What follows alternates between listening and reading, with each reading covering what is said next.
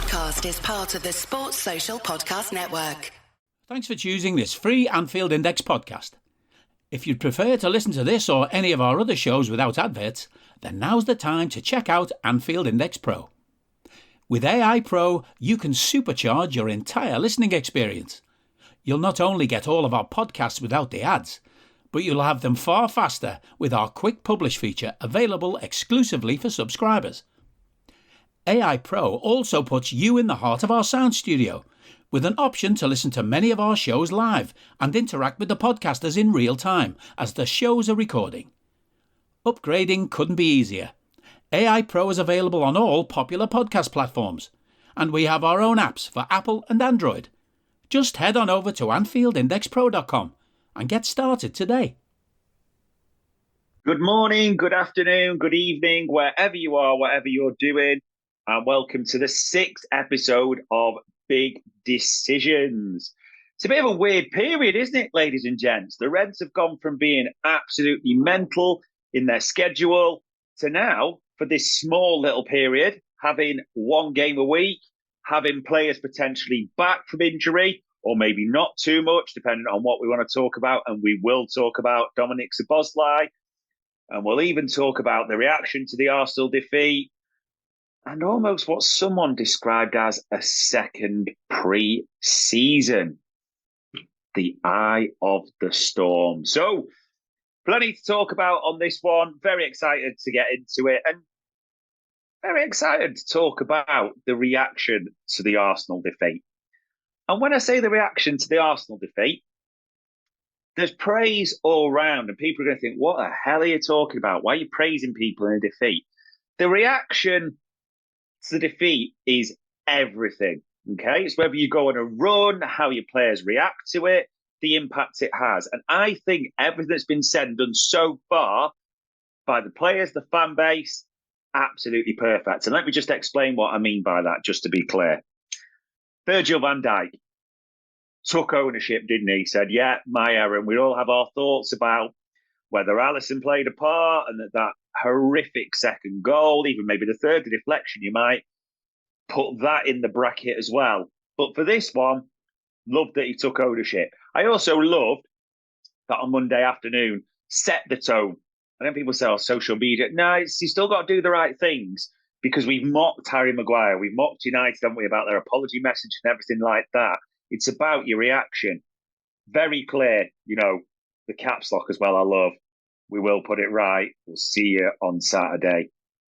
Too fucking right, you will, Virgil. Too fucking right, mate. So that was a positive. Jota to say, yeah, we'll come again. He did it. So big positives of the players, the ownership, and the way they reacted. Big positives as well in the decisions they made for the fan base. Now, a Liverpool defeat, even at this current point in time, can sometimes cause a meltdown. We know what can happen on social media and different bits, but there's credit got to go to the entire fan base. There's been mature reactions, as in anyone can lose at Arsenal.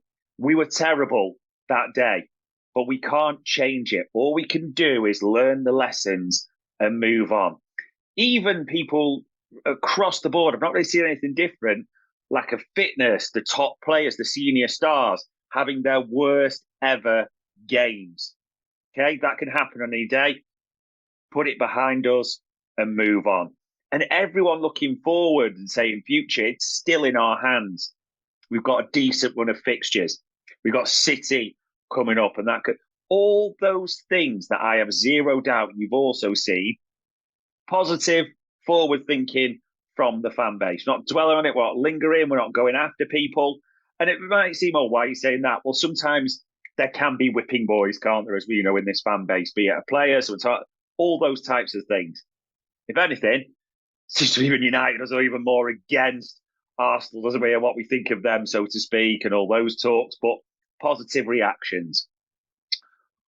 Also, it then avoids, even for those who say, no, it's a bad defeat and all this, there's none of the stupid language I say. And that's my word, stupid language. I'm not seeing people these bedwetters, date, all the things that come out. Little bits, as I'm sure you've seen about the away end, as people, there'll always be something, won't there? And the day trippers. There's always something with Liverpool, but the grand extent of the fan base, Pat's all around. And maybe I don't know. It's linked to this Jurgen news, isn't it? And the announcements. People feel like we've got to keep the train on the tracks till the end of the season. There's all to play for. Maybe as well, people made this big decision because the Carabao ballot is coming up, isn't it? You might be in that, ladies and gents. If you're one of the hospitality members, they had it. But come Wednesday afternoon, the next set of Carabao ballot results is released. So maybe that's why people are looking ahead. I don't know overall, but positive that way. Maybe even as well, the announcement, isn't it, about the stadium, that Burnley will have 60,000, just 1,000 shy of capacity. That Brody's in Anfield Road upper, that's set to open. So there's going to be so much excitement. Maybe that even in defeat, it's difficult to remember sort of positive upbeatness so much. And we did a pod with David Lynch on Media Matters and we talked through it. I think we both kind of felt a bit of like, lifted that way. So yeah, big credit there. Other big decisions made. I mean, the big decision is, what is Dominic Szoboszlai's situation? There was a report, wasn't there, this morning saying it's 7 to 8 weeks, and an actual overplayed thing came out, disastrous, etc., all those types of things. Then, little Ben Boxak, my colleague, or I thought he was my colleague, on Stat Me Up, the little Hungarian hipster himself, didn't give me any heads up, by the way, at all, with his stats and his nonsense. No heads up or information, but then tweets that his information is it might not be that bad. Now, we've got him on tomorrow night as normal, where after I've tagged him a new one, we'll be giving you the update and a bit of an exclusive. So keep your eyes and ears peeled for that one. But naturally, that prompts a bit of a... Are you that person who has everything? The coolest merch and those must-have fan threads? Well, over at our Anfield Index shop, we've gone that extra mile when it comes to pimping up your Liverpool collection. From our popular range of bespoke design t-shirts, sweaters, hoodies and hats, to our signature edition mugs, prints and coasters, all provided with fast worldwide shipping. We have something for every red. We also stock official LFC merchandise and are licensed with the Premier League and UEFA to sell official iron-on shirt badges and sleeve patches.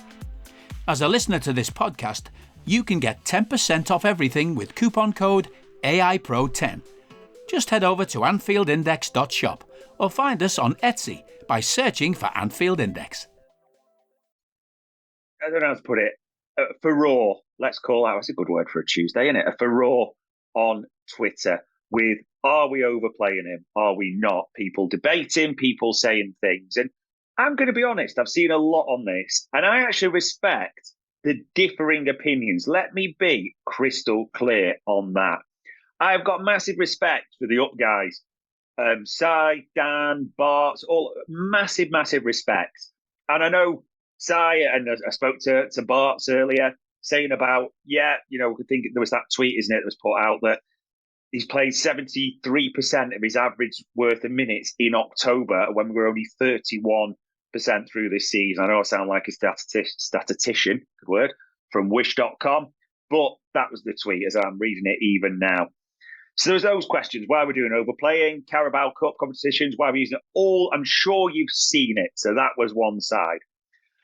I also respect a few other views that I've seen recently. And David Lynch, massive respect for him. Put about, the overall minutes. I think that it's a fair question to ask. The usage, what are we expecting? If we're not in Champions League, and I am paraphrasing, I admit it, so I'd always say read it, don't just take my opinion. I actually have massive respect for both parties. I don't see it as a right or wrong. Whatever's happened for me, he's injured. We have to hope it's not too bad. However, if we can't, and listen, this is when I say too bad, we've still got the news, and obviously I'm not trying to backtrack, but it depends what the diagnosis is. If we cannot beat Burnley, and that's not trying to dig out Burnley of any means, it's about us and our assessment. If we cannot beat Burnley without Dominic Szoboszlai, why are we talking about titles? Seriously, you look where Burnley are in the league. You look how porous they are. You would also be hoping there's a reaction, wouldn't you? You know, they feel it. That's natural. We've had great reactions before under Jurgen Klopp. That's why maybe this time there is a sense of confidence and belief still. So that's something. Yeah. Also, you look at the other big decisions about injury, returnees, and reactions. We know that Endo's set to come back. That's a massive boost. So that helps to start with. Mo Salah, we don't know about his hamstring fully and everything, do we? But he's putting a few of those little social media posts where he's doing full stretches, looking as ripped as ever. So you've got hopes around that as well. Okay. Why is this about a big decision? Because you hope Szoboszlai's not too bad, and I know there's hope in there rather than expectation. We'll have to see what the official diagnosis is. We may have to wait till Friday and we get Jurgen Klopp's pre-Burnley press conference.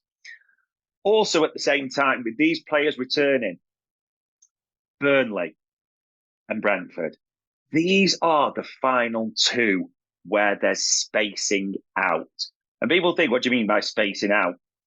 Week gaps, okay? Then, and it could still happen and things change, because even I saw the news today that Everton's been rearranged, but that might change again with St. Patrick's Day. And I think there was a few articles about that in the Echo, so ones to keep an eye on.